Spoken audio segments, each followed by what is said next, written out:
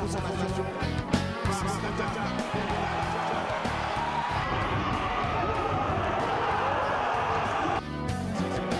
Et Kaka Georges aussi.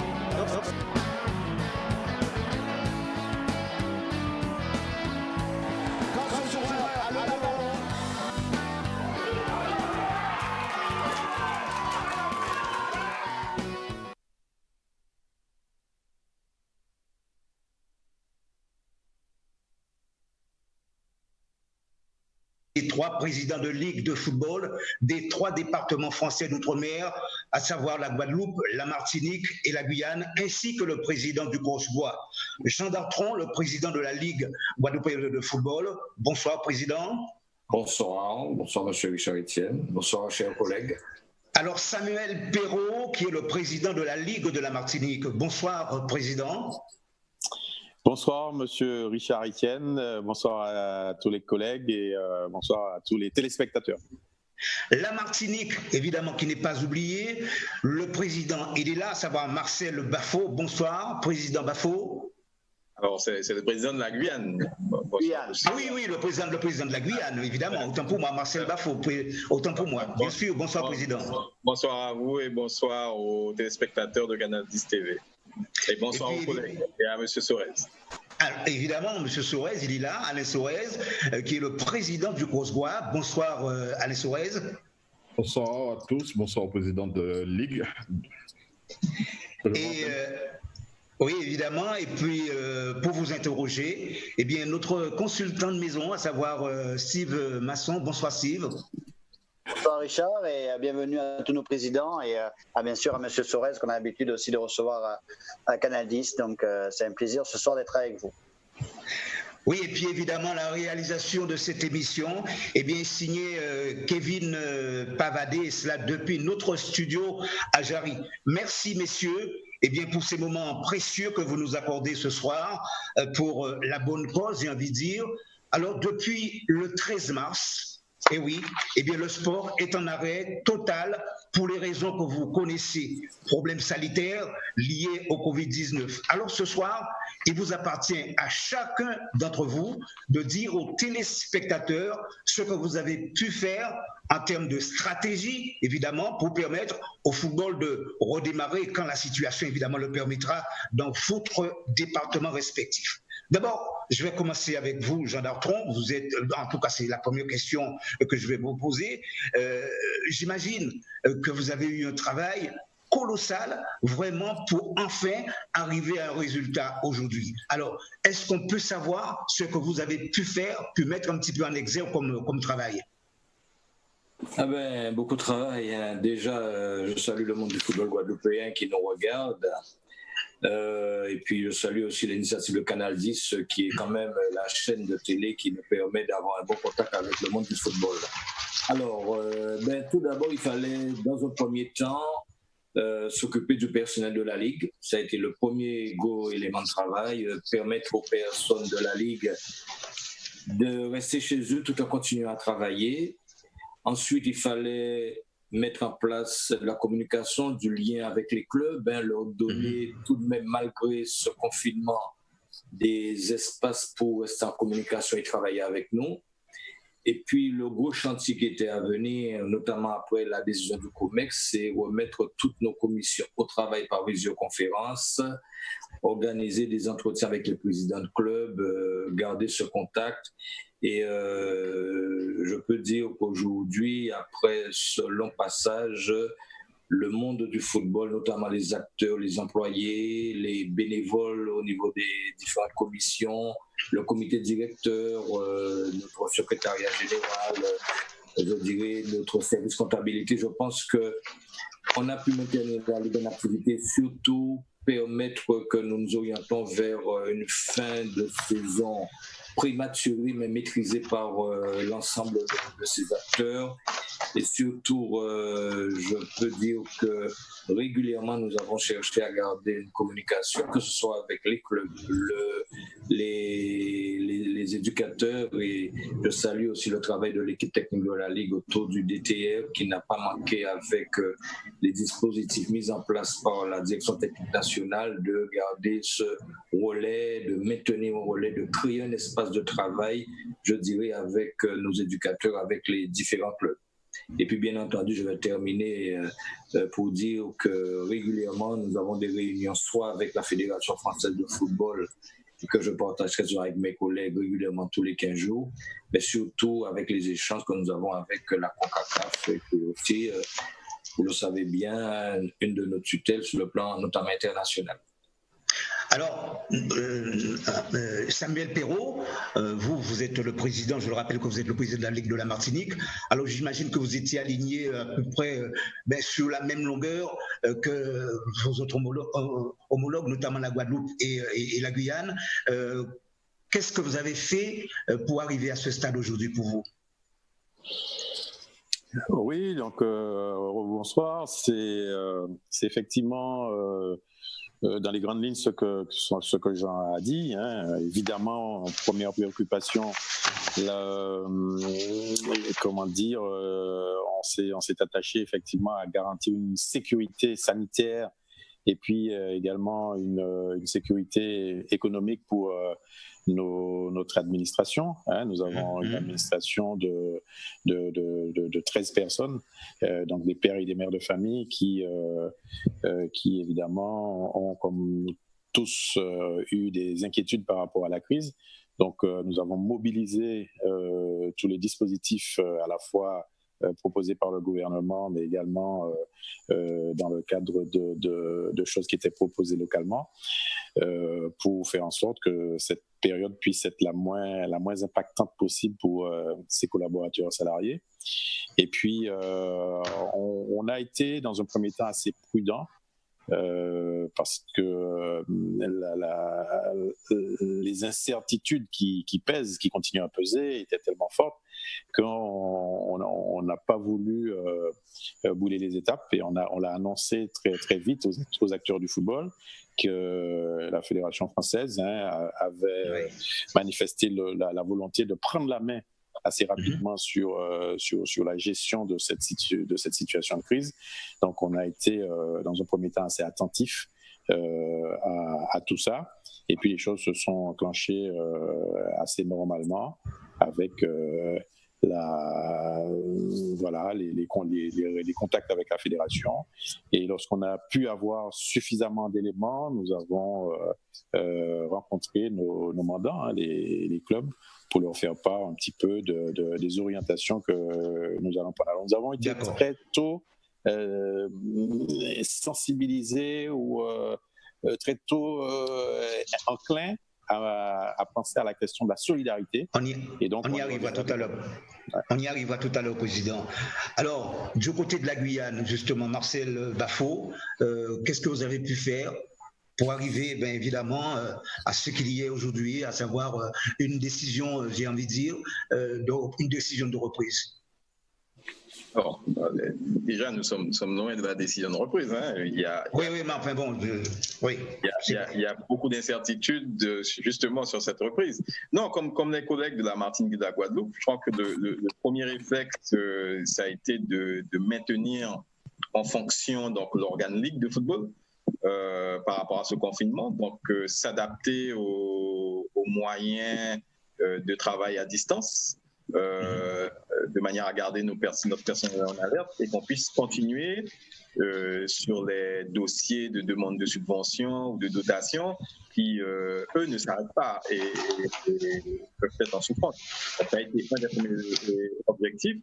Ensuite, une situation particulière où il y a eu quand même pas mal de temps de latence, pas mal d'échanges, comme l'a dit les collègues, donc avec la FFF, où il y a eu ce temps entre le temps de l'arrêt des compétitions provisoires et le temps de l'arrêt des compétitions définitives. Ce temps où il fallait se concerter, on s'est concerté avec les collègues anti-Guyane, en concertation avec la FFF, et on fait cette décision d'arrêt définitif avec l'ensemble des textes qu'il faut appliquer maintenant à l'ensemble de nos compétitions. Nous y sommes encore, puisque À partir de ça, il a fallu réactiver nos commissions, boucler les affaires de fin de saison qui peuvent avoir un impact sur le classement final en R1 et en R2. Également, voir également les scénarios, puisque le classement donné par la FFF qui permet de déterminer la place de premier jusqu'au dernier peut être impacté aussi chez nous par nos règlements généraux, parce que nous avons des articles particuliers, notamment concernant les épreuves de jeunes, d'obligation des clubs de R1 et de R2. Donc nous en sommes là pour le moment. Alors, si je crois bien, vous, au niveau de la Guyane, vous vous êtes aligné carrément aux décisions de la Fédération française. Alors, nous avons une directive FFF, nous avons une organisation au niveau de nos championnats qui ne nous posait pas autant de difficultés concernant la gestion de la compétition future 2020-2021. Donc, pour le moment, nous sommes sur cette configuration d'application des décisions de la FFF, comme je vous ai dit, avec en particularité aussi le croisement de nos règlements généraux. Et est-ce que les présidents de club, finalement, sont d'accord avec ces décisions? Est-ce qu'ils sont tous d'accord? Il n'y a pour le moment pas de décision définitive, puisque nous sommes pour le moment dans l'expectative concernant justement le classement final et les propositions de la FFF. D'accord, d'accord. Donc, pour le moment, vous êtes en attente. Tout à fait, nous travaillons à ce que les choses soient claires à un moment donné pour le football guyanais. Alors, Jean Dartron, pour revenir un petit peu, disons, à ce football ici en Guadeloupe, il y a un récapitulatif concernant les différents titres. Et là, je pense que c'est un petit peu la nouveauté, puisque c'est vrai, il y avait un peu de certitude. On se posait la question si l'AS Gosier allait avoir son titre de champion. Finalement, on peut dire que c'est quelque chose qui est acquis pour l'AS Gosier. Alors, déjà, cette démarche par rapport au COMEX est une démarche tripartite, quadripartite avec Saint-Martin, où nous avons souhaité que contrairement à ce que le COMEX orienté concernant les championnats régionaux sur l'Hexagone, nous avons souhaité que le titre de champion soit décerné à Régional 1 chez nous, Saint-Martin, Guadeloupe, Martinique, Guyane.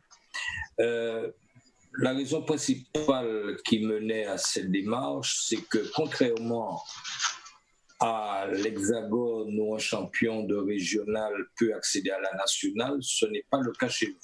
Je pense que si l'AS Gosier avait à choisir entre jouer un national et le titre de champion, ils auraient choisi jouer un national. D'accord?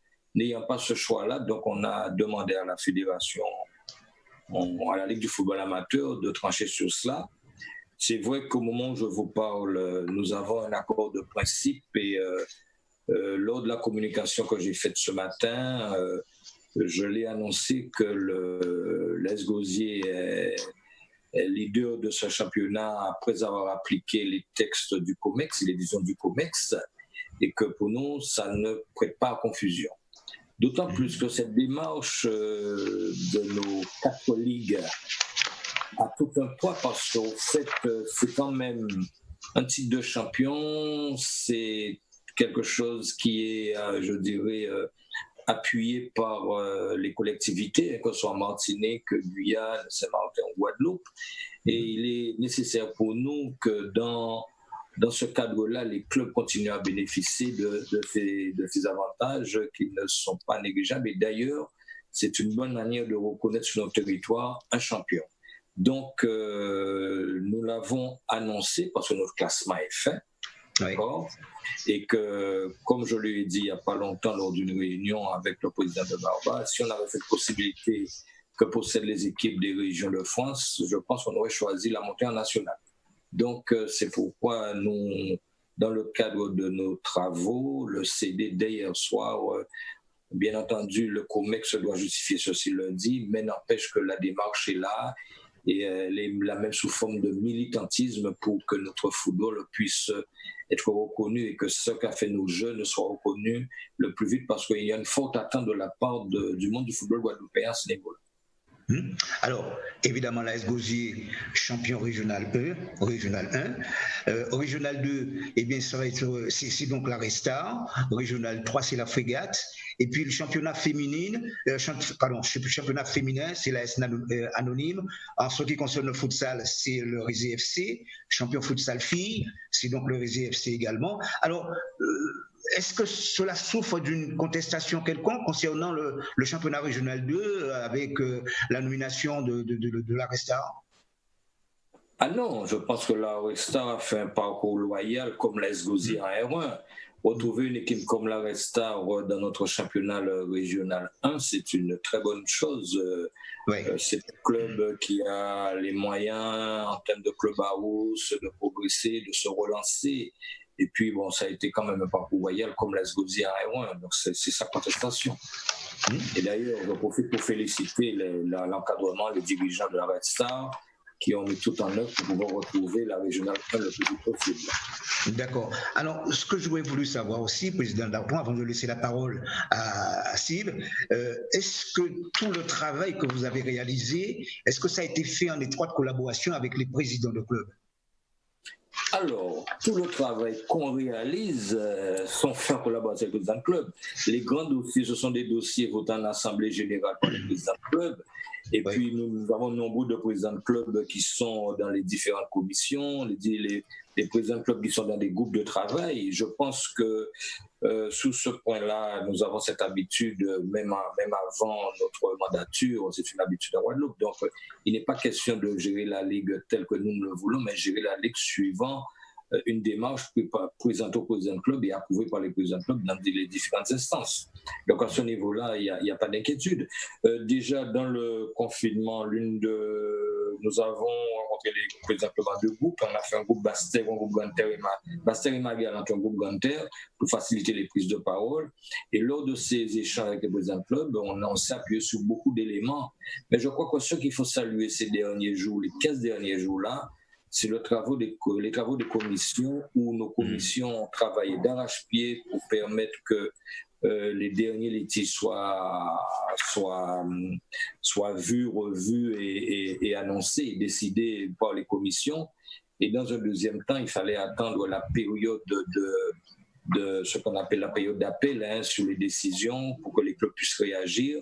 Et à partir de là, du moment que cette période était passée, nous avons eu un cas en appel que nous avons pu traiter avant le comité directeur pour permettre qu'aujourd'hui, on puisse se retourner vers la préparation de la saison prochaine.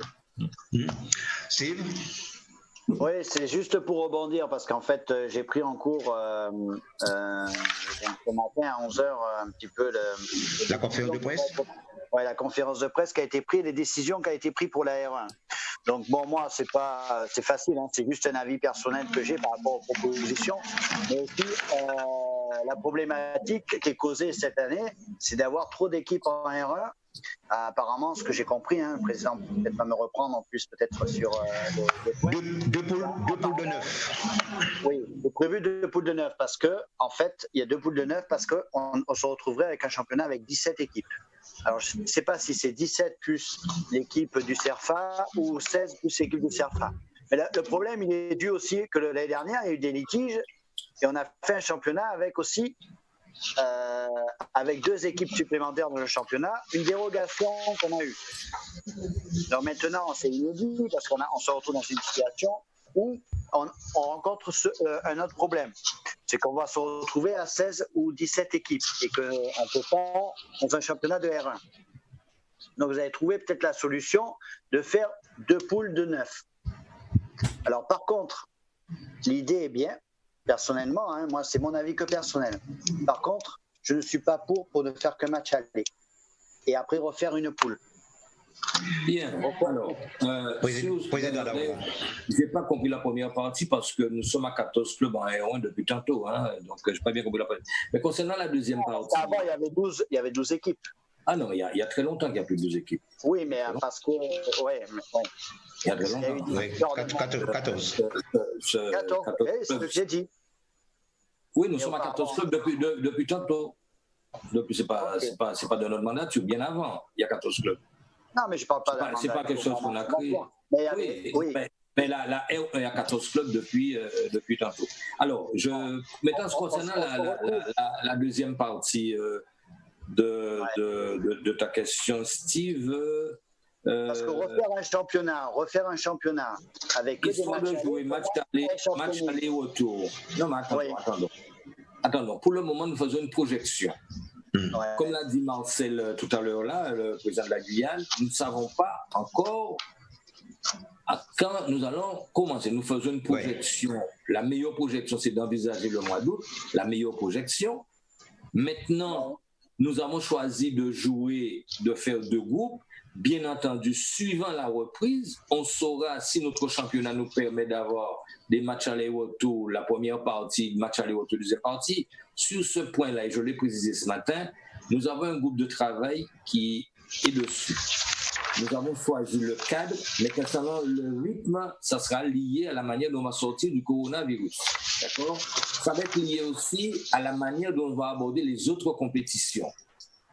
L'important pour nous, c'est que ceci va être validé par le service médical de la Ligue, par les techniciens. Nous allons voir la meilleure formule pour ne pas se retrouver en saturation de match. D'accord ? Maintenant, à l'heure où je vous parle, nous savons que nous avons choisi 2 groupes, mais concernant le rythme, l'organisation, nous devons encore attendre les éléments du groupe de réflexion qui a déjà proposé plusieurs formules. Hier soir, on était en comité directeur. Il y a encore d'autres formules qui ont été proposées par les membres du comité directeur.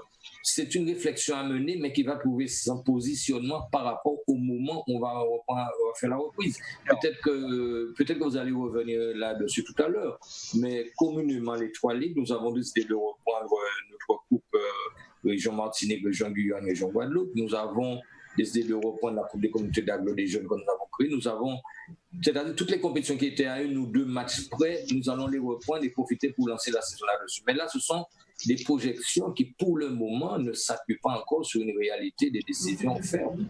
D'accord. Alors, 18 équipes, Président, 18 équipes, et avec cette nouveauté, l'intégration du CFA FC dans le championnat. Oui, alors lors de notre dernière assemblée générale, les présidents de club ont voté favorablement que le CFA Football Club soit équipe invitée en R1, donc le CFA Football Club soit dans l'une des 2 poules.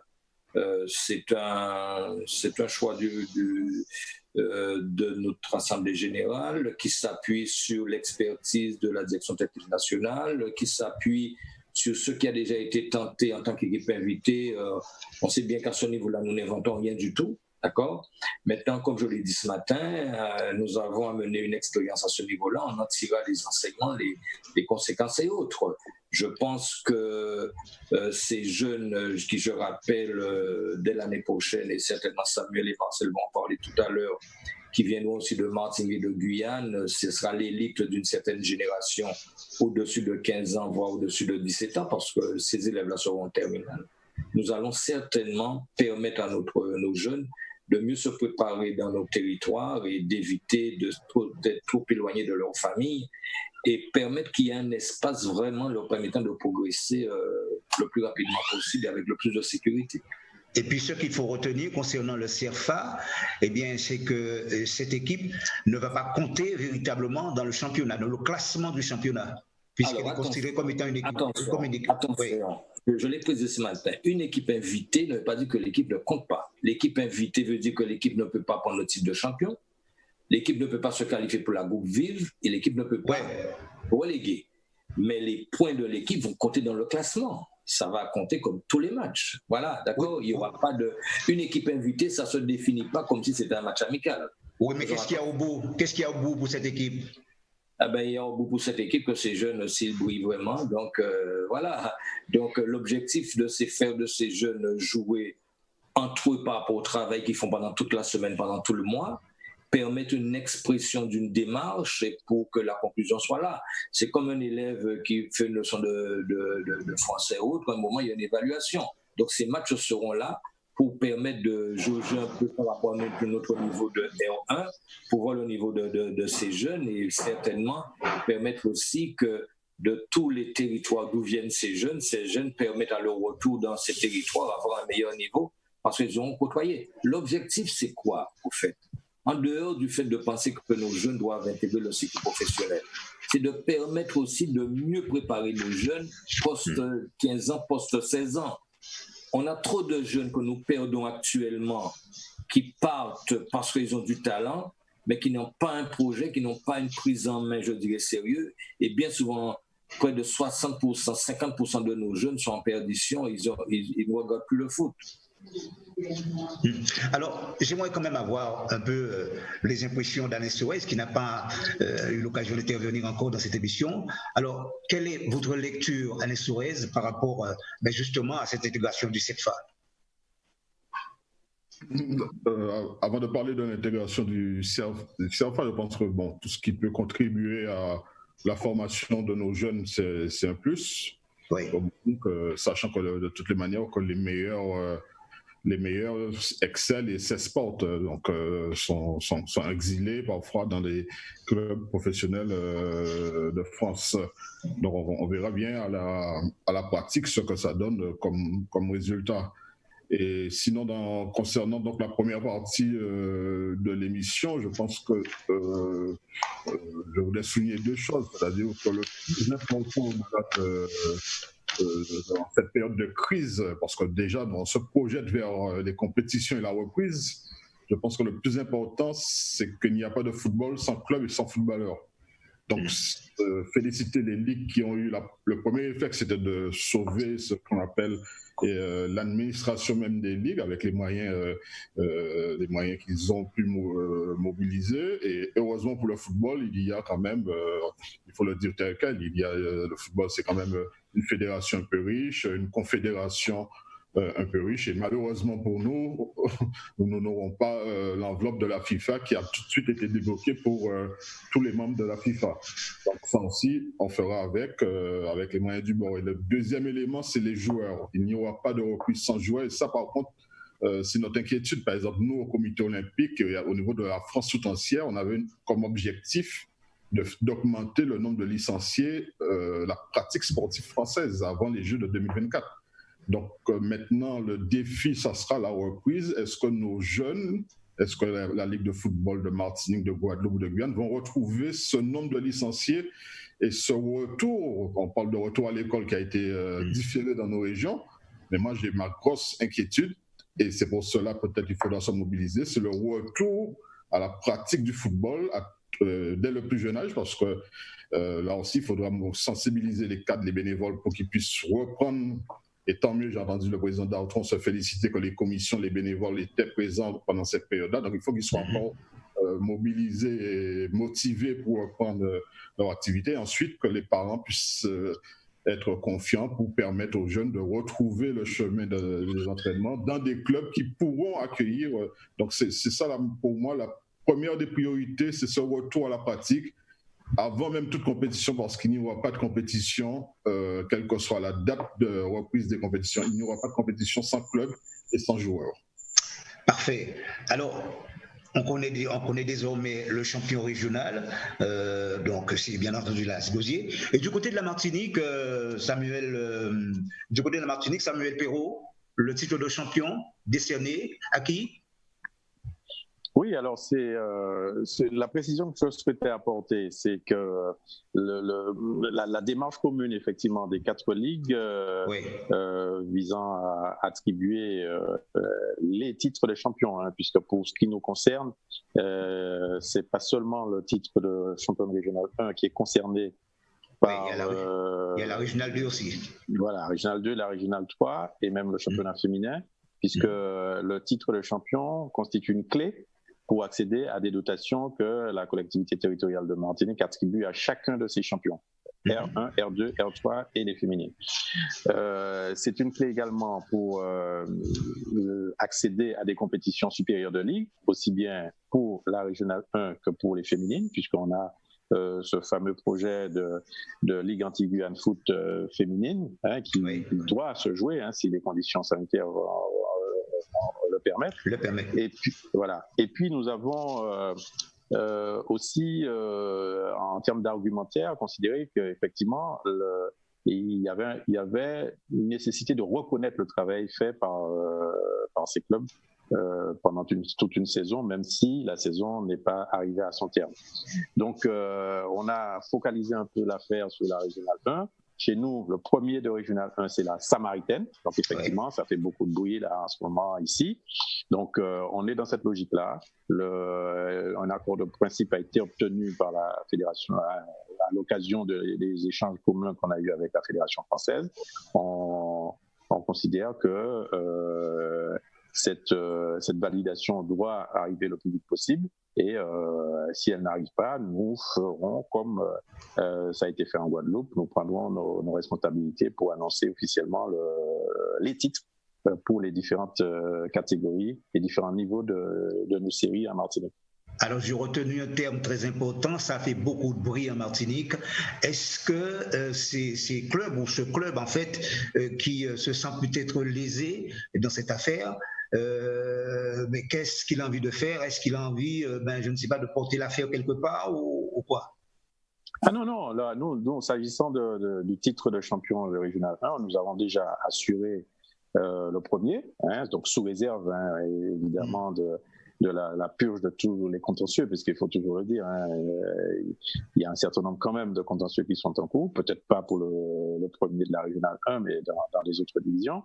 Donc, nous avons déjà assuré nos champions potentiels du fait que même si la fédération n'avait pas accordé cette dérogation, nous étions déjà tournés vers les instances qui mettent en jeu les dotations pour retourner les délibérations qui vont bien, retourner les conventions qui vont bien pour que cet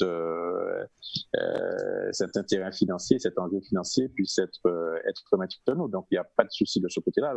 La Samaritaine, puisqu'on parle d'elle pour le titre de champion de Régional 1, est déjà assuré effectivement d'avoir une posture. Donc ils ne sont pas inquiets. Quand je dis que ça fait beaucoup de bruit, c'est qu'il y a malheureusement un certain nombre de personnes qui ont pu considérer à un moment, mais je crois que tout le monde est un petit peu rentré dans le rang là, en ce moment, qui ont considéré que le championnat n'étant pas allé jusqu'à son terme, qu'il ne fallait pas attribuer le titre de champion, qu'il fallait se conformer à la décision initiale de la fédération. Et nous, très, très, très, peut-être courageusement et très solidairement avec les camarades de Guadeloupe, Guyane et Saint-Martin, nous avons avancé les arguments que j'ai donnés tout à l'heure pour dire qu'il y allait de l'intérêt supérieur du football et qu'il n'était pas question, par exemple, que si jamais la CONCACAF maintenait la compétition Caribbean Shield l'année prochaine, qu'il n'y ait pas, par exemple, de représentants de la Martinique à ce niveau-là. Donc, on est très clair là-dessus. D'accord. Alors, et vous avez mis en place pour la nouvelle saison, est-ce que vous avez mis en place le championnat avec combien d'équipes là pour l'instant? Oui, alors le format donc pour cette année transitoire, puisqu'il faut bien le dire, et il faut rappeler aussi que il est de la responsabilité et de l'autorité finalement des ligues de mettre en place ce format pour cette période transitoire, avec retour à l'état initial dans la saison d'après. Nous n'avons pas voulu passer en force. Et je pense que les camarades de Guadeloupe et de Guyane ont fait un petit peu comme ça aussi, c'est-à-dire en essayant d'avoir le consensus le plus large autour de la proposition qui a été portée initialement par le Conseil de Ligue.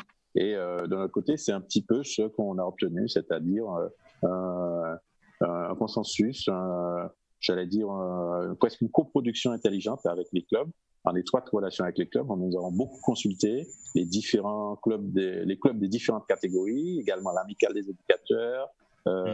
On a même associé la presse dans un travail d'échange et on est arrivé effectivement à cette formule. Alors, c'est un croisement, comme a dit Marcel tout à l'heure, j'ai bien aimé ce terme. C'est un croisement assez strict entre les dispositions fédérales et notre règlement sportif. Donc, nous avons une régionale 1 qui est à 14 clubs depuis longtemps. La fédération dit qu'un seul club descend, donc 14 moins 1, ça fait 13. Et nous avons 3 clubs qui sont prévus en accession de la régionale 2 à la régionale 1. Donc, du coup, 13 plus 3, ça fait 16.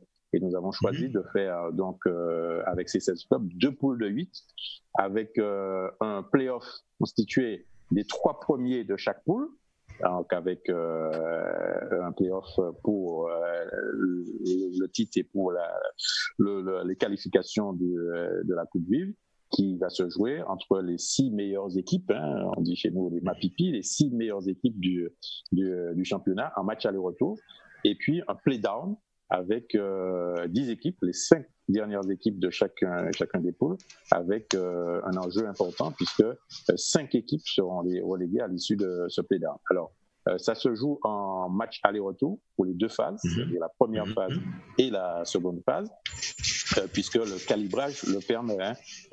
Vous avez compris qu'il y aura 14 matchs en première phase et 10 matchs en deuxième phase, parce que dans la deuxième phase du play-down, les résultats de la première phase, c'est un petit peu technique, mais les résultats de la première phase sont conservés et donc on considère que les matchs allés du play-down sont constitués par la première phase du play-down. Donc voilà, on arrive à 24 journées, donc 2 journées de moins que ce qui se passait habituellement, et donc cela permet quand même une certaine aération du calendrier. Nous avons été très attentifs à ça, puisque, comme vous le savez, la Martinique est déjà qualifiée pour la Gold Cup 2021.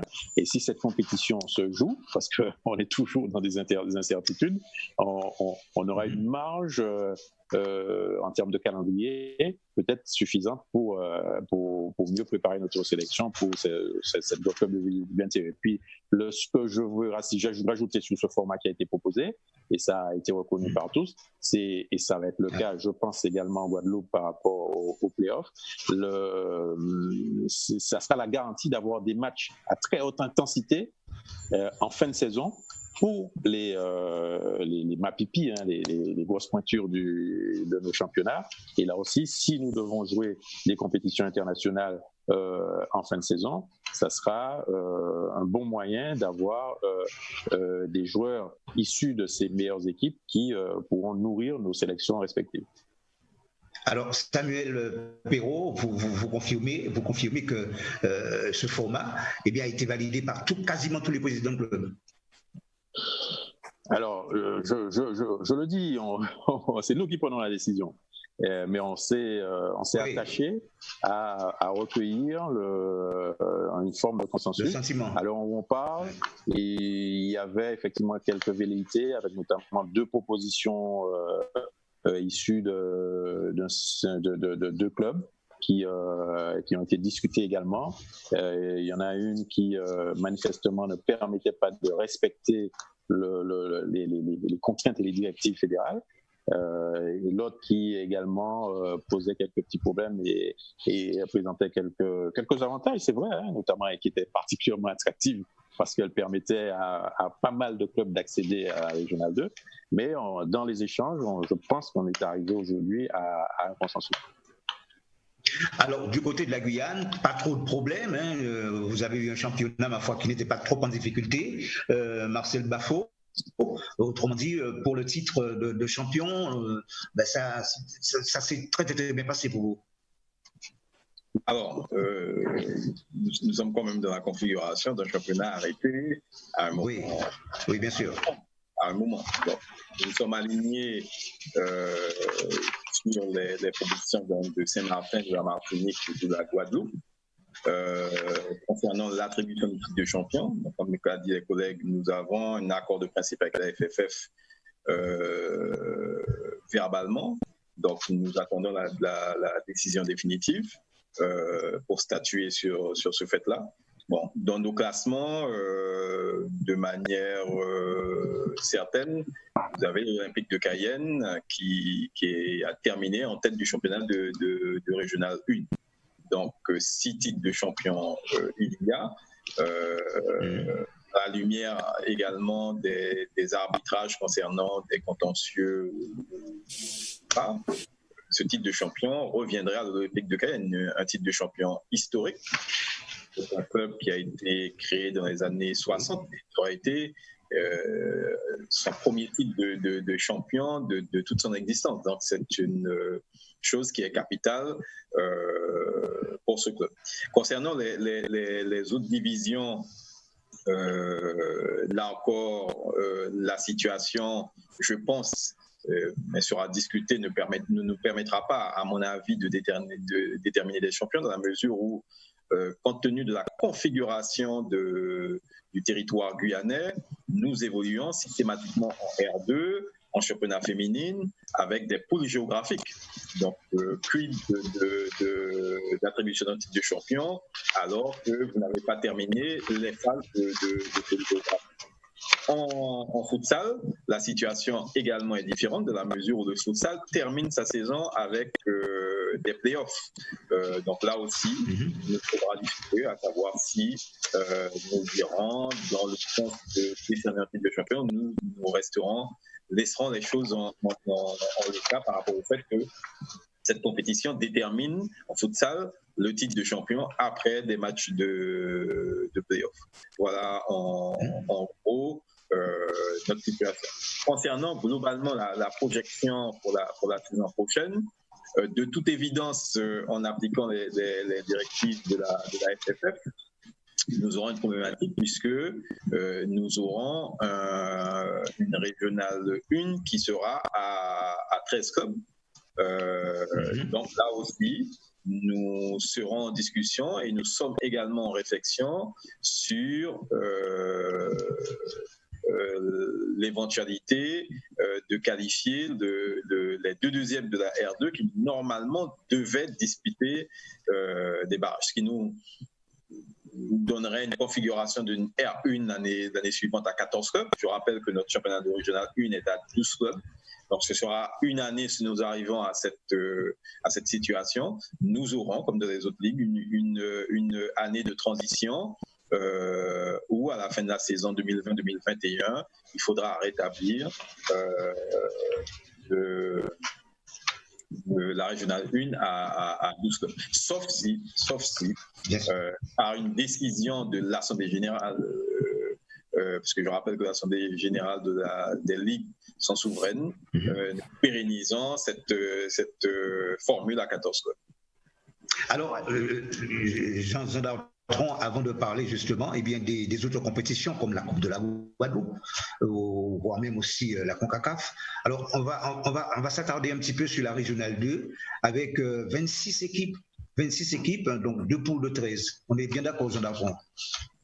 Oui, c'est ce qui est prévu dans notre projection. Mais bon,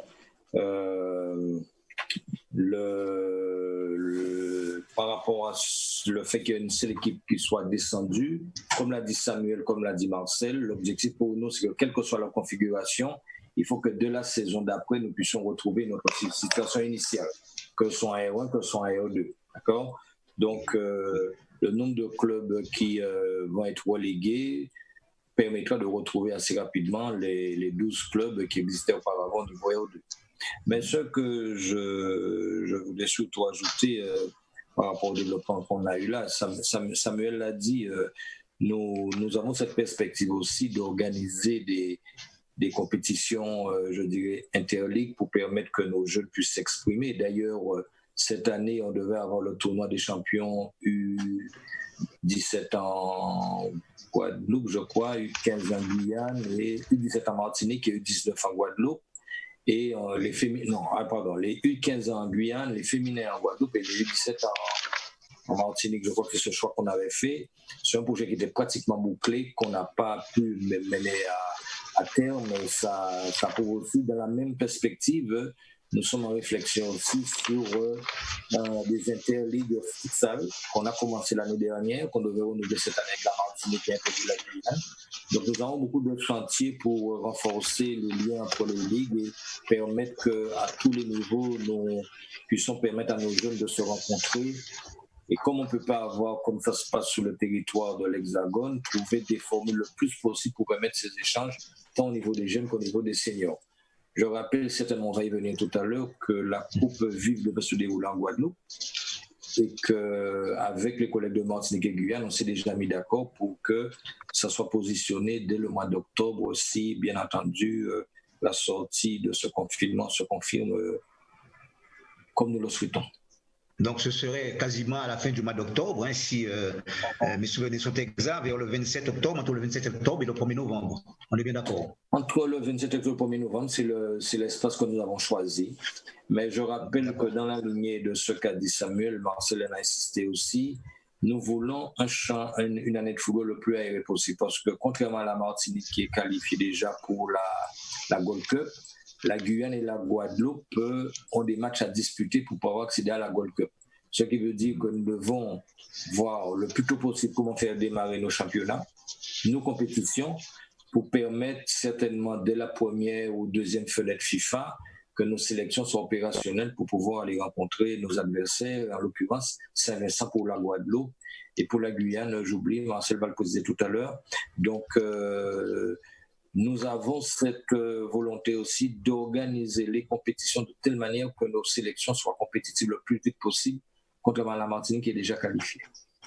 Oui, alors justement, il est question pour vous de continuer d'autres compétitions, comme par exemple la Coupe Région Guadeloupe, qui normalement aura lieu au mois d'août cette année. Mais je pense qu'on en a échangé avec les collègues. Oui, mais bon, non, mais il faut le faire. C'est l'entité de la Guadeloupe, c'est l'identité du football guadeloupéen, c'est notre coupe à nous. Il n'est pas question qu'ailleurs la coupe puisse se dérouler et que chez nous, notre coupe passe à travers, d'autant plus qu'on était à deux tours de finir notre coupe Guadeloupe. Et je crois que cette identité guadeloupéenne doit se renforcer encore. Justement, c'est le moment de montrer que nous avons cette compétition qui nous appartient. Et d'ailleurs, dans le même ordre d'idée, j'ai dit aussi, nous avons mis en place avec les communautés d'agro des coupes jeunes. Nous souhaitons aussi que ces coupes-là puissent perdurer, tout simplement parce que c'est quand même des initiatives territoriales que nous devons soutenir à toute épreuve. Parce que le football, en dehors de la finalité qui est de gagner un match, c'est un espace d'épanouissement et je reste persuadé que s'il y a une discipline ou encore un espace qui permet, en sortant de ce confinement, de revivre de la joie, de l'expression, c'est le football et bien d'autres sports. Oui, alors, Président, une question qui me revient. En ce qui concerne l'Amicale de Marie-Galante, sacrée championne de la Guadeloupe l'année dernière, est-ce que vous avez une idée du sort qui est réservé à cette équipe dans le cadre de la CONCACAF, par exemple? Pour le moment, le document de la CONCACAF dit que la compétition est suspendue. D'accord, je ne vais pas me prononcer plus loin. Je pense que dans les réunions à venir, nous sommes en relation avec le président Montagliani assez régulièrement, que ce soit mes collègues ou moi-même. On saura à quel sort il sera réservé. Mais ce moment a été un moment trop symbolique et important pour le football guadeloupéen pour que l'amicale n'aille pas se fauter au niveau de la CONCACAF. Ce serait vraiment avec bonheur que j'apprendrai que l'amicale puisse aller se fauter ailleurs. Mais bon, vu les circonstances, on attend pour voir. Mais on connaît le talent, tout ce que le football Marie-Galante apporte au football guadeloupéen. Ce serait dommage que ça s'arrête là pour eux. Alors, il est un fait certain que il y a une volonté de reprise concernant les différents championnats.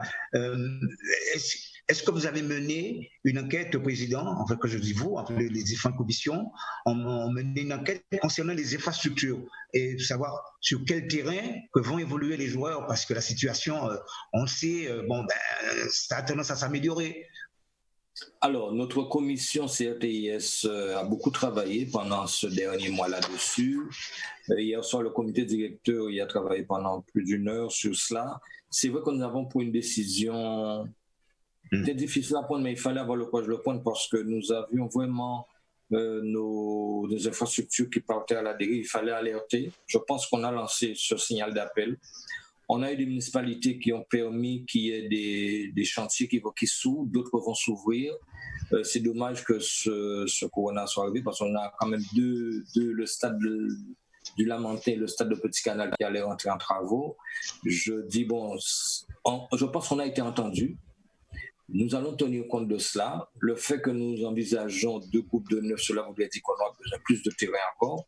Donc, le comité directeur hier soir a décidé que toutes les municipalités ou les propriétaires qui ont engagé des travaux, qui ont engagé au moins dans la dimension l'échange avec nous, des discussions pour faire avancer les choses. Nous l'avons déjà annoncé à la Fédération française de football lors de notre dernière réunion que nous allons certainement nous orienter vers une dérogation, mais pas générale, mais une dérogation pour certains terrains où les travaux sont amenés à être entamés dans les jours à venir. Mais c'est un dossier sur lequel nous y travaillons sérieusement parce qu'il ne s'agit pas de reprendre dans les conditions où nous nous sommes quittés parce qu'on sait que les clubs de la Basse-Terre ont beaucoup souffert de cela. Et d'ailleurs, quand je vois malgré ça le résultat, je leur tire le chapeau. Et il suffit pour nous maintenant de bien prendre en compte tous les efforts qui sont réalisés par certains propriétaires, par certaines municipalités, pour les prendre en compte et permettre que notre championnat puisse se dérouler dans de meilleures conditions que d'habitude. Ouais, ça me laisse un petit peu perplexe quand même, cette solution de neuf. Quand on parlait en plus des terrains, du temps et les litiges qui vont se mêler parce que les premiers qui ne seront pas qualifiés et peut-être les litiges en cours, ça va être compliqué à gérer quand même ce championnat avec 2 poules et des qualifications pour la deuxième tranche, après une deuxième poule. Ça me laisse un petit peu perplexe. Alors pourquoi pas faire un championnat classique, comme vous dites, mais je trouve ça veut dire qu'on va se créer encore d'autres problèmes que si par exemple dans le premier tour, il y a les 6 premiers qui se qualifient, il y a des réserves par rapport à des matchs, il va falloir attendre les litiges pour repasser sur le deuxième tour, on ne va pas avancer. S'il y a toutes les autres compétitions donc cela voudrait dire qu'en Guadeloupe, on a une culture des litiges très importante qui ne nous permet pas d'envisager d'organiser un championnat. Je ne pense pas qu'on est pire qu'ailleurs. Je crois que... Non, naturellement, on se trouve à 17 clubs. Non. Dans ce qu'a proposé le COMEX, on se trouve à 17 clubs. On a appliqué les directives du COMEX. Il ne faut pas les appliquer alors. En les appliquant, nous sommes à 17. D'accord? Donc nous sommes forcément à un groupe de 9 et un groupe de 8. On ne sommes pas allés dans une dimension volontaire d'avoir un groupe de 9. C'est les conséquences du COMEX qui nous positionnent dans cette situation. Donc, ce n'est pas une volonté d'aller à 9. Nos collègues de Martinique sont à 2 fois 8 parce qu'ils n'ont pas envisagé le CFA chez eux. Nos collègues de Guyane étaient à 12, ils se trouvent à 14. Mais ce sont les conséquences d'application d'une situation générale au niveau de la Fédération française de football dont nous faisons partie. Je suis absolument d'accord, mais je présente qu'on arrive en fin de saison, il y a quand même toujours des litiges et on va se retrouver avec un championnat. Au moment où je vous parle, si nous avons donné les classements, tous les litiges ont été traités. La période... Il y a eu 2 mois sans football. La période... Non, mais vous dites qu'il y a des litiges, je vous dis qu'il y a... Les litiges ont été traités, la période d'appel de la décision de la part des clubs a été respectée. Donc, nous sommes dans un espace pour pouvoir rendre compte de nos classements. Ce n'est pas pour autant que si un président doit remettre en cause une question, voilà, il ne va pas le faire. Mais dans le cadre juridique du football, les classements qui ont été présentés aujourd'hui sont les résultats des résultats sur le terrain, sont les résultats du traitement des litiges et des appels. Pardon? Je n'ai rien contre le classement qui a été mis en place, je n'ai rien. Non, mais vous avez dit qu'il y a des litiges. Non, je dis régulièrement, mais là, il y a eu 2 mois. Chaque fin de saison, ce n'est pas un souci, ça arrive, c'est normal. Si ça roulait tout seul, ce n'est pas un problème. Mais en mettant un championnat avec 2 poules et une qualification en cours de championnat avec le peu de temps, des problèmes de terrain ou quelque chose, parce que là, on a eu 2 mois, 1 mois et demi sans jouer, donc les litiges auraient pu être traités. Mais pendant un championnat, le championnat est court, il continue. C'est-à-dire qu'il continue. Donc, en mettant ces 2 poules et en prenant les 6 premiers, imaginez que ça se joue entre le 5e et le 6e. Il y a eu un match, il y a un litige sur un match. Deux fois, il y a un délai pour traiter la chose. Et puis on décide entre-temps de faire. Donc ça se fait, on continue. Le litige, on ne pourra pas revenir en fin de saison. Ce que je veux dire, c'est pour ça que par rapport à des problèmes comme ça, disons que nous nous appuyons sur un optimisme, on dit que nos clubs s'améliorent au fur et à mesure et que les litiges vont diminuer. Il faut quand même voilà, on va être optimiste. Ok, voilà. okay. Alors, je préviens ça. Donc, on va continuer, justement, puisqu'il faut quand même parler de la Coupe Vive, qui, c'est vrai, on a dit, de toute façon, ce sera du 27 octobre au mois de novembre, et ça va se passer en Guyane, hein, cette saison. Non, en Guadeloupe, pardon. L'année dernière, c'était en Guyane. L'année dernière, c'était en Guyane. Alors, justement, Président, qu'est-ce que vous prévoyez pour cette compétition ? Non, ce qu'on prévoit déjà, c'est que déjà la Guyane et la Martinique avaient une dernière phase à jouer, donc je pense qu'ils vont commencer par là pour qu'ils leur qualifient dès la reprise. Et ensuite, nous étions déjà dans l'organisation parce qu'il y a une groupe de travail, une commission mise en place par les 3 ligues qui gèrent cette compétition. Tout était déjà en place, le financement de la compétition est en place à tous les niveaux, donc c'est une compétition qu'il n'y a aucun obstacle pour que cette compétition puisse voir le jour. On avait déjà suffisamment travaillé. Pratiquement, dès qu'on finit une compétition au mois de juin, le groupe de travail se met déjà pratiquement pour qu'en novembre, décembre, ça soit déjà pratiquement bouclé. Donc, nous avons reçu les moyens pour cela. Le groupe a bien travaillé. D'ailleurs, je profite pour féliciter la Ligue anti-foot, qui est une commission qui travaille et qui prend soin. D'ailleurs, c'est en ce sens qu'ils souhaitent pouvoir créer d'autres compétitions et ne pas s'arrêter simplement aux champions de R1. Donc, tout est en place pour que la compétition puisse se dérouler. Oui, alors, Alain Sourez, et là je vais vous interroger justement, puisque je crois savoir que vous avez pour mission, vous en tant que président du Go Squad, c'est de développer la pratique sportive, hein, sauvegarder et puis pourquoi pas diffuser par la même occasion l'olympisme et surtout présenter le patrimoine régional. Vous, dans cette situation, vous rencontrez, j'imagine, quelques difficultés peut-être face à cette situation, j'ai envie de dire, de Covid-19? Dans la situation actuelle, la première bonne décision qu'on doit saluer, c'est au niveau du calendrier, volume de financement, que ce soit des clubs ou des ligues à travers l'Agence nationale du sport. Dès le début de la crise, ils ont décidé de maintenir le calendrier, de maintenir aussi le volume. Ce qui signifie que, d'ailleurs, je crois que la date limite pour certains, c'est en mai. Pour le football, je crois que la Fédération française a mis le 31 mai. Mais d'autres, donc voilà, il faut que les clubs fassent leur dossier, comme d'habitude, pour avoir cette subvention à l'Agence nationale du sport à travers leur ligue et leur fédération. Donc ça, c'est la seule bonne nouvelle aujourd'hui dans ce cadre de crise, c'est-à-dire le maintien du volume et du calendrier pour les différentes subventions. La deuxième bonne nouvelle, c'est tout ce qui est aide à l'emploi. Il y a une promesse d'accélérer donc le versement dès le mois de juin, comme ça fera de la trésorerie, que ce soit pour les ligues qui ont des aides à l'emploi, que ce soit aussi pour les clubs. Donc ça aussi, à ce niveau-là, c'est de bonnes nouvelles au niveau financier.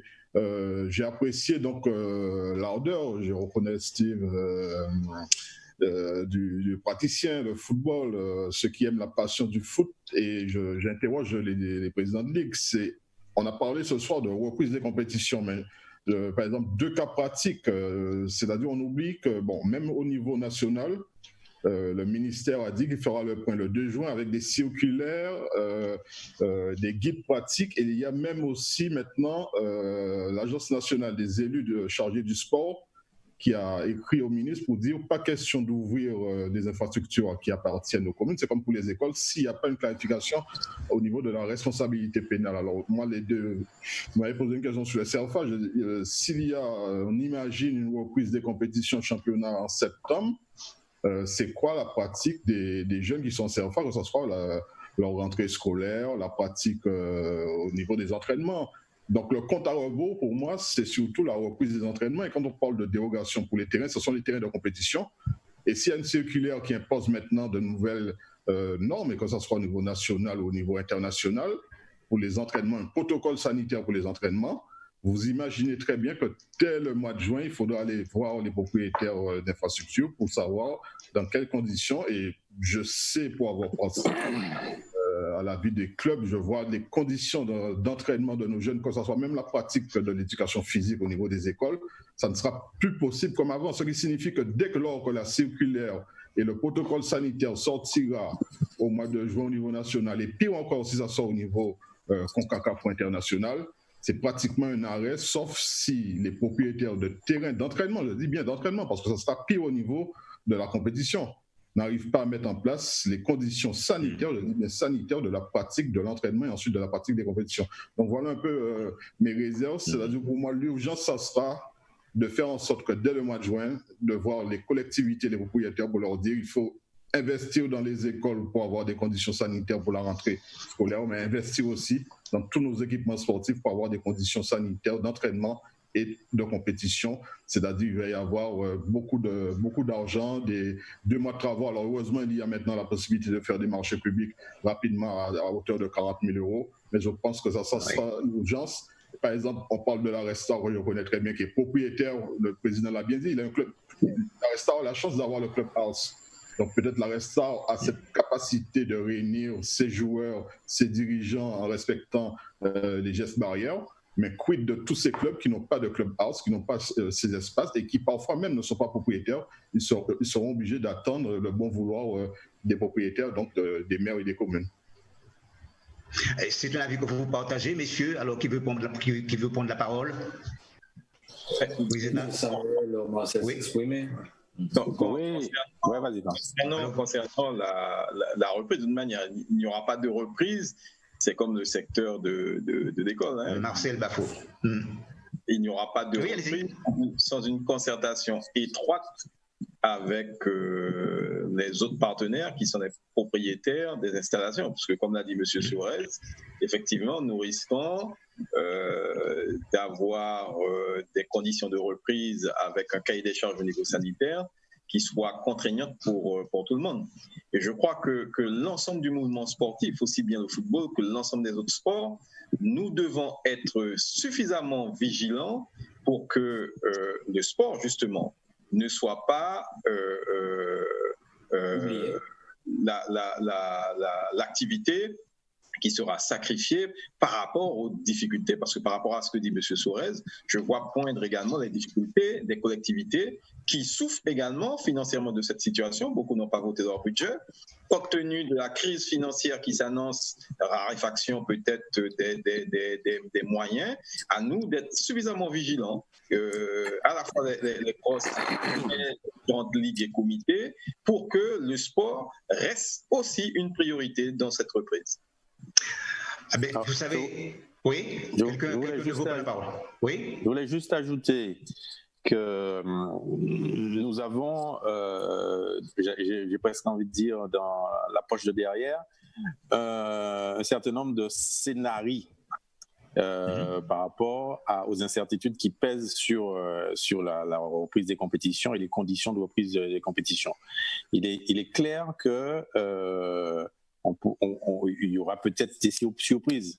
Hein, on espère que non, mais il y aura des surprises qui vont peut-être nous obliger à décaler le début des compétitions, qui peut-être en octobre, peut-être en novembre, peut-être même des scénarios catastrophes. Hein, on parle de deuxième vague, etc. Nous, s'agissant des infrastructures, c'est un enjeu extrêmement important. Nous avons eu une visioconférence avec 50 représentants des ligues et comités et avec la collectivité territoriale de Martinique. L'homologue d'Alain était présent, M.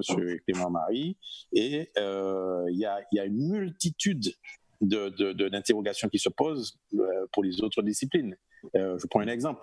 Aujourd'hui, les sports d'eau, la natation, le kayak, demandent aux instances locales d'intervenir auprès du gouvernement pour libérer la mer, par exemple, pour qu'on puisse reprendre des activités, etc., parce que la mer est pour l'instant verrouillée. Bon, donc c'est sûr que tout ce que nous faisons en ce moment, c'est de la projection, c'est de l'anticipation parce que nous sommes des gestionnaires et nous sommes obligés de nous projeter, mais c'est toujours, on dit d'habitude si Dieu veut, mais là c'est si Covid veut et si situation sanitaire veut. Donc à chaque jour suffit sa peine. Voilà. Alors, mais vous le savez, messieurs, eh bien, il y a beaucoup de sportifs pendant cette période de Covid-19. Eh bien, pour garder la condition physique, cela s'entend, eh bien, ils sont obligés de faire un petit peu de sport directement à domicile. Et c'est le cas de Dimitri Ramoth. Alors, Dimitri Ramoth, c'est le joueur, justement, c'est l'une des pièces maîtresses de l'équipe de l'Amicale de Marie-Galante, que je vous propose justement de regarder. Dimitri Ramoth. Bonjour à tous, moi Dimitri, joueur de l'Amicale et militaire de la sélection. Je fais cette vidéo pour vous dire, cette période de confinement, on essaie de faire des activités tant mieux qu'on peut. Donc, cet après-midi, j'ai pas pu faire mon footing, mais je vais vous montrer par quelques petits exercices ce que je fais avant mon footing. Donc, on va commencer par avoir des pompes. Voilà.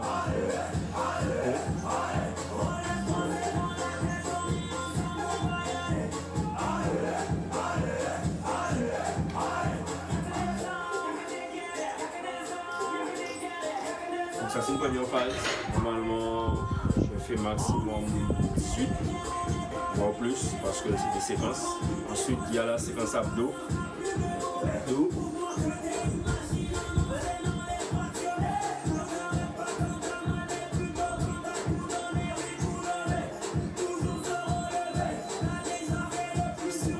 Une séquence de 10 aussi. Ensuite, il y a aussi la séquence gainage.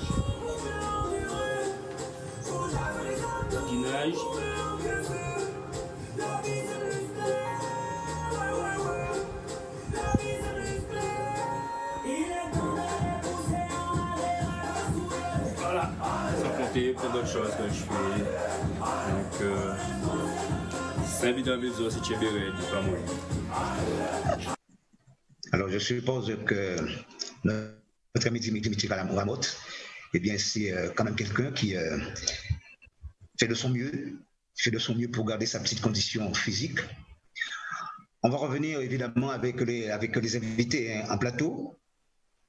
Oui, puisque nous arrivons quasiment au terme de cette émission, presque 2 heures d'émission avec vous, messieurs. Voilà, et je regarde si la technique me fait signe pour Dimitri Ramoth. Bon, voilà, on va revenir en plateau dans ce direct, justement. Alors, maintenant que nous sommes quasiment au terme de cette émission, messieurs, puisqu'il va falloir conclure, je vais commencer avec vous, Président Darton, le mot de la fin, justement, concernant déjà la reprise de ce championnat et la reprise des compétitions. Il y a la reprise du championnat, mais bon, n'oubliez pas quand même que le sport s'est arrêté, le foot s'est arrêté par rapport à des problèmes de santé. Déjà, souhaiter que le monde du football garde sa santé et puis que surtout simplement, toute simplicité, que le football retrouve rapidement sa place pour permettre à notre jeunesse au monde du football retrouver tout ce que peut apporter le ballon rond. Mais je partage vraiment ce choix de reprendre le sport avec tous les autres sports parce que il y a le foot, mais le sport d'une manière générale, c'est un élément d'équilibre de notre société. Je pense qu'on en aura grand besoin et j'espère que le plus tôt possible, on va y retrouver. Mais bon, la démarche aussi dans ce que je veux dire, c'est qu'avec nos collègues de Martinique, Guyane, Saint-Martin, nous avons entamé des chantiers et puis que les années à venir, l'année football à venir nous permettent de remettre et de propulser les nouveaux projets que nous souhaitons mettre en œuvre le plus vite possible. Samuel Perrault. Oui, écoutez, Richard, d'abord remercier Canal 10 qui nous a ouvert son antenne pour nous permettre de nous exprimer, d'expliquer les orientations, de nous permettre de remercier aussi tous les acteurs du football par rapport à leur investissement quotidien. Juste un petit mot avant de conclure pour dire qu'on n'en a pas beaucoup parlé, mais que le CERFA, un centre d'élite régionale du football aux Amériques, est une structure sur laquelle nous comptons vraiment beaucoup ça sera un véritable centre de formation professionnelle pour cette tranche d'âge de 16, 17, 18 ans. Nous avons une visioconférence de prévue entre nous, avec la Guadeloupe, la Guyane, Saint-Martin, samedi matin, pour affiner les derniers contours et puis nous mettre d'accord sur un certain nombre de choses, parce qu'il y a un certain nombre de paramètres, notamment extrasportifs, qu'il nous faut valider définitivement, dans l'hypothèse d'une rentrée qui pourrait se faire effectivement prochainement. Ça peut être compliqué, encore plus compliqué pour les jeunes de Guyane, de Martinique et peut-être de Saint-Martin. Donc voilà, c'est comme Jean l'a dit, on continue le combat. C'est désormais une coproduction de chantier avec la Guadeloupe, la Guyane, la Martinique et Saint-Martin, qu'il ne faut pas oublier parce qu'ils multiplient les handicaps, quoi. Et donc, voilà, un grand merci à tous et puis à bientôt. Marcel Bafo, pour la Guyane. Déjà, vous remercier de l'occasion qui nous a donnée de pouvoir nous exprimer. Je crois que c'est une première, avec les trois présidents de ligue, avec M. Sorez, représentant du Cross-Bois. On a pu échanger sur des dossiers importants, notamment sur la gestion de cette crise Covid. Souhaiter que l'ensemble des sportifs, des sympathisants se gardent bien, également leur famille. C'est la première des choses, n'oubliez pas, c'est de se préserver en bonne santé et souhaiter que notre entourage ne soit pas touché par ce malheur qui touche quand même des milliers de personnes dans le monde. Et puis, dire également que nous suivons tous l'actualité. Nous sommes attentifs à l'évolution de cette pandémie et cette évolution dépendra également de notre activité football. Mais je garde bon espoir que les choses s'améliorent. Par exemple, vous avez vu voir en Allemagne que les choses se sont tellement améliorées que la Bundesliga a repris à huis clos. Souhaitant que nous ayons le même scénario sur l'ensemble de nos territoires pour que nos compétitions puissent pouvoir reprendre, que les activités puissent pouvoir reprendre, et tout ça pour l'épanouissement de la jeunesse, quand on sait que notre jeunesse a besoin de ces activités sportives, en tout cas pour s'épanouir. Merci beaucoup. Et Alain Sorez. Oui, ça a été un plaisir de revoir les collègues du responsable du football, première discipline dans nos trois pays, avec l'optimisme qu'ils ont affiché, leur volonté de faire fonctionner donc l'administration de cette discipline que j'aime, et de dire, lancer le message à l'ensemble de nos footballeurs, surtout que la première chose à avoir en tête est que tant qu'il n'y a pas de vaccin, plus rien ne sera comme avant. Donc, et le vaccin, c'est pas pour demain. Donc, obligatoirement se préparer à vivre avec cela tant qu'il n'y aura pas de vaccin. Et la deuxième chose qui est aussi, à la fois pour répondre à Marcel, et pour nous inciter à travers nos élus, nos collectivités, pour leur dire profitons de ce moment où il y a peut-être des baisses au niveau des recettes de nos collectivités, mais également aussi beaucoup d'économies, parce qu'il y a la suppression des fêtes, la suppression des bonbons, la suppression même de certaines grandes manifestations sportives. Donc cette manne financière qui n'a pas été utilisée doit prioritairement servir à l'éducation et au sport, c'est-à-dire les conditions dans lesquelles nos jeunes vont reprendre les activités sportives et scolaires. Donc dès le mois de juin, un fort lobbying pour faire en sorte que nos collectivités puissent investir dans des conditions acceptables pour la reprise de l'éducation et du sport.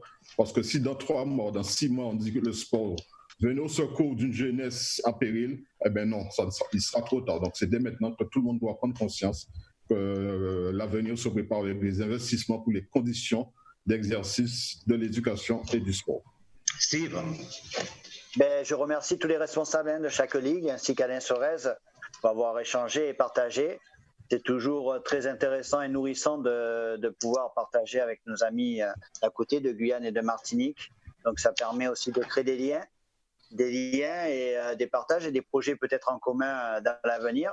Donc c'est toujours intéressant. Ça a permis un petit peu d'échanger, de faire informer un petit peu la population de ce qui se passe aussi à côté, des problématiques qu'on peut rencontrer. Donc pour moi, je reste assez optimiste pour la reprise du championnat et je pense que les choses vont aller plus vite qu'on s'y attend. Bon, on va rester positif, on va dire, et on va mettre en avant surtout l'activité sportive pour tout le monde, de continuer un petit peu de se nourrir de sport, de l'air un petit peu en attendant, pour compenser un petit peu nos problèmes. Et puis à très bientôt pour justement Autour du ballon rond. Merci messieurs d'avoir participé justement à cette émission. Nous remercions aussi tous nos amis, que ce soit du côté de la Guyane, de la Martinique et bien sûr de la Guadeloupe qui ont pu suivre cette émission. On va se retrouver très prochainement, en tout cas mercredi prochain, pour parler encore de sport, singulièrement le football. Bonne soirée à tous et à bientôt sur votre télévision Canal 10. Au revoir. Bientôt, merci.